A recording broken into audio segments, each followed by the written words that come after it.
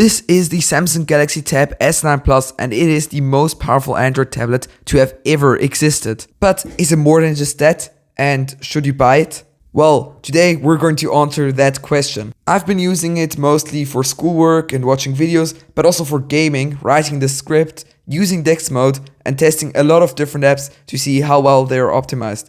Okay, let's get into the review, shall we? I love the design of the Samsung Galaxy Tab S9 Plus. The dimensions are basically the same as last year, but the camera module has changed in design as well as the surface where you can charge the S Pen. The charging surface of the S Pen is still out of glass, but now it isn't blacked out like on the last generation. It's the same color as the rest of the tablet. The rest of the body is out of armor aluminium, which is supposed to be stronger than normal aluminium. Luckily, I haven't had to test that statement yet with an accidental drop test. The screen is well protected by Gorilla Glass Victus Plus. The Tab S9 Plus currently is my favorite tablet if you just look at the design. For 1.5 years I have been using the Apple Pencil 1st Gen and it was okay. It had high build quality and worked well with the iPad. But it had this stupid removable cap at the top, which came off far too easily, and so I lost it not once, twice. Anyways, the S Pen Creators Edition, which by the way comes included with the tablet, is a gigantic step up. The design of the S Pen is surprisingly small and it's very comfortable to hold. It's more like the Apple Pencil 2nd Gen. The pencil is even IP68 water and dust proof and has basically unlimited battery life. Samsung even says if the battery runs out on the S Pen, you can still use it to write. The pen also really surprised me with how well the gestures worked, even though the use cases are very limited. As to expect for the most powerful Android tablet in the world, the performance is top notch.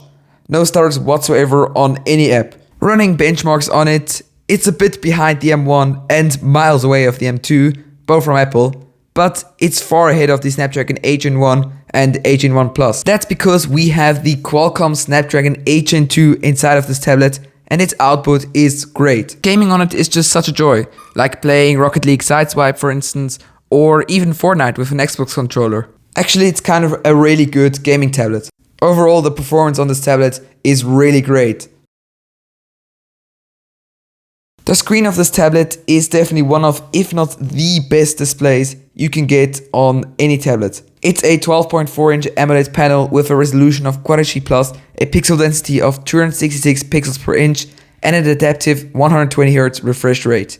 The panel has a max brightness of 420 nits and 650 nits if you're watching HDR content.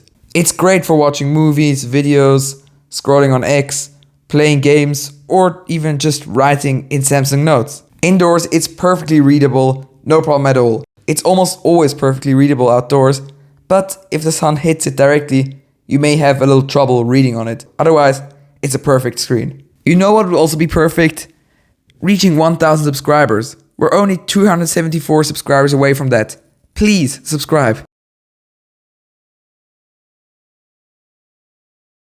Let's come to one thing that really surprised me about this tablet. I mean, we all knew the screen would be fantastic, that the build quality would be amazing, even that the S Pen would be good at least. But what I had no idea of was how the keyboard case will be. It's great with two exceptions. First, all the great things about it. I just like how this keyboard case is designed. It's more like a Surface Pro type of design, which means a detachable keyboard and a kickstand at the back of the tablet. Another great thing about this keyboard case is just the keyboard itself. The only major gripe I have with this keyboard is that the keys aren't backlit, even though they are on the Tab S9 Ultra. And I mean, this keyboard isn't cheap. The cheapest price I could find was $170. Besides this major gripe, there are two more minor gripes that I have with the keyboard case. The first is that because the case is black, it instantly gets fingerprints, which is quite annoying, aesthetically speaking.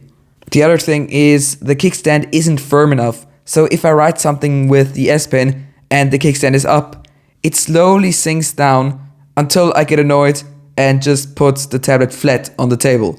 But despite those three things, I still think the keyboard case is worth it, if you want to type on this a lot, and it also some extra protection. The software definitely is the weakest link on the tablet. Don't get me wrong, the software as well is good. It even has some great features, but because everything else is so brilliant, this just can't keep up. Okay, let's start with the good stuff. You get 4 full years of software updates and 5 years of security updates. The other great thing is Samsung DeX, and it is a game changer. It literally changes the whole interface from Android to basically Windows, just with all Android apps. You have a taskbar at the bottom where you can see your most recently used apps, and you can open apps in windowed mode, which I didn't use a lot, but it can definitely be useful for some people. Even though I do like most of the software, which is very customizable by the way, there are some problems. Probably the biggest problem I have with the tablet, the optimization of apps. It's all over the place. YouTube Studio, for instance, isn't optimized for tablets at all. I mean, look at this. It's ridiculous. Then, on the other hand, most games are optimized great. It's just as soon as you get some less used apps, like Letterboxd for instance, where you can see how little care the developers give the Android tablet market, and I don't blame them. There are too many different Android tablets in different aspect ratios, different screen sizes. I mean, good luck optimizing apps for every single Android tablet out there. Anyways, all major apps are optimized at least quite okay for the bigger screen. The battery on the Tab S9 Plus is great. It has a capacity of 10,090 mAh and it has held up far better than the iPad 9th Gen. If you use the tablet for 6 hours a day of working, gaming and watching videos, you'll be at about 35% at the end of the day, which is great. Charging it isn't such a joy, it takes forever. With a 20 watt power brick, it takes about 3 hours and 15 minutes, but you could buy the optional 45 watt charger from Samsung. There is no wireless charging, obviously. Overall, I'm really happy about the battery life on the Tab S9 Plus. No complaints here. This is one of the least important categories for a tablet in my opinion. Either way, the cameras on this tablet are fine, but nothing to be proud of either. The camera quality isn't really great, but you can shoot 4K video on it, which is good. The selfie camera is very good for video calls, which is what you'll be using it for 90% of the time. Overall, I would say the cameras are fine, but nothing special.